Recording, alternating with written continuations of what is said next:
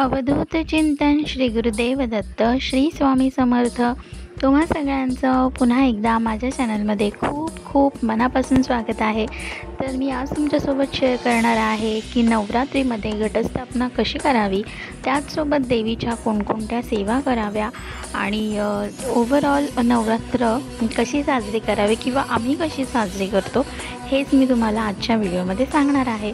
तर अर्थात सकाळी लवकर उठून घटस्थापनेच्या दिवशी आपल्याला सुशुरभूत होऊन आपले जे घरातले देव आहेत ते स्वच्छ धुवून वगैरे घ्यायचे आहेत, त्यांना स्नान अभिषेक करून घ्यायचा आहे, देवपूजा करून घ्यायची आहे।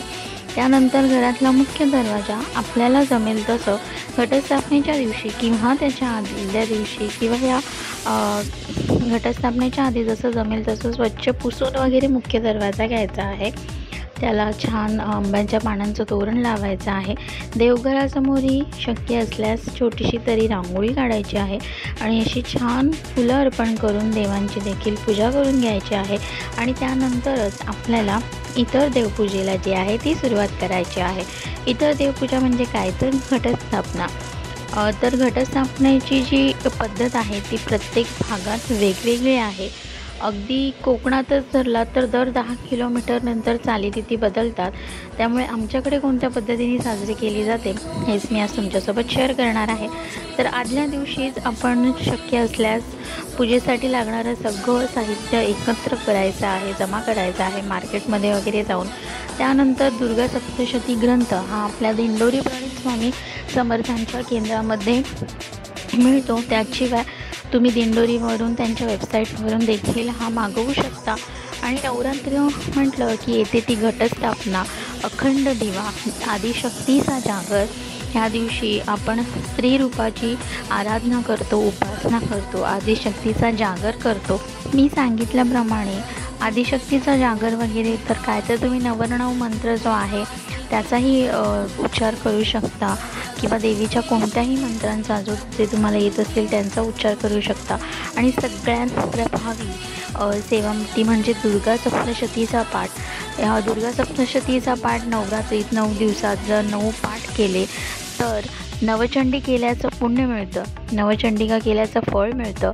आपण जेव्हा नवचंडिका करतो ते करताना 50-60 हजार रुपये इतका असा त्या नवचंडीचा खर्च येतो। पण आपण दुर्गा सप्तशतीचा पाठ जर केला, नवरात्रीमध्ये 14 पाठ केले 9 दिवसात, तर आपल्याला नवचंडिकेचं फळ मिळतं। हे सगळ्याच दुर्गा सप्तशती पाठ करणाऱ्या भाविकांना माहीत असेल।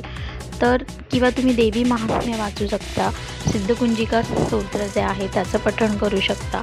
आणि हे सगळंच आपल्याला नित्यसेवेच्या पुस्तकामध्ये मिळेल। दुर्गा सप्तशती हा ग्रंथ देखील दिंडोरी प्रणित असलेल्या स्वामी समर्थांच्या केंद्रात मिळेल किंवा जे दादरला स्वामींचा मठ आहे तिथेही पुस्तकं मुंबईमध्ये अवेलेबल होतात किंवा तुम्ही मी सांगितल्याप्रमाणे दिंडोरीच्या वेबसाईटवरून देखील ती मागवू शकता। अखंड दिवा प्रज्योत आपल्याला जे आहे ती प्रज्वलित करायची आहे। या 9 दिवसात देवींवर रोज आपण फुलं, हार, माळा, गजरा, वेणी अर्पण करायचे आहे। तर दुर्गा सप्तशतीचा पाठ कसा करावा ह्यासाठीचा एक छोटासा शॉर्ट व्हिडिओ मी ऑलरेडी चॅनलवर अपलोड केलेला आहे, तुम्ही पाहिला नसेल तर नक्की बघा। त्याशिवाय घटस्थापना कशी करावी किंवा आम्ही कशी करतो ह्याचा एक व्लॉग ऑलरेडी चॅनलवर अपलोडेड आहे, तुम्ही तो सुद्धा बघू शकता। मी त्याची लिंकसुद्धा तुम्हाला डिस्क्रिप्शनमध्ये देईन। किंवा मी आता ही देवी कशी सजवली वगैरे, मार्गशीर्षचा जो माझा व्लॉग आहे तो अतिशय व्हायरल झालेला आहे, मला खूप कमेंट येत आहेत मुखवट्यावरून वगैरे। तो मुखवटा तुम्हाला हवा असेल किंवा त्याशिवाय मी देवीसाठी नवरात्रीसाठी नवीन मुखवटा घेतलेला आहे, त्याचा देखील शॉर्ट व्हिडिओ मी चॅनलवर अपलोड केलेला आहे। ती सगळी माहिती तुम्हाला तिकडे मिळेल। किंवा माझं इंस्टाग्राम हँडल आहे मयुरी वर्ल्ड, तिथे तुम्ही मला मेसेज करून विचारू शकता। मी मुखवट्याबद्दलची सगळी माहिती नक्कीच तुम्हाला तिथे देईन। त्याशिवाय देवीचे हे वस्त्र, दागिने या सगळ्याबाबतची माहिती जर तुम्हाला हवी असेल तर तुम्ही मला तिथे नक्की DM करा।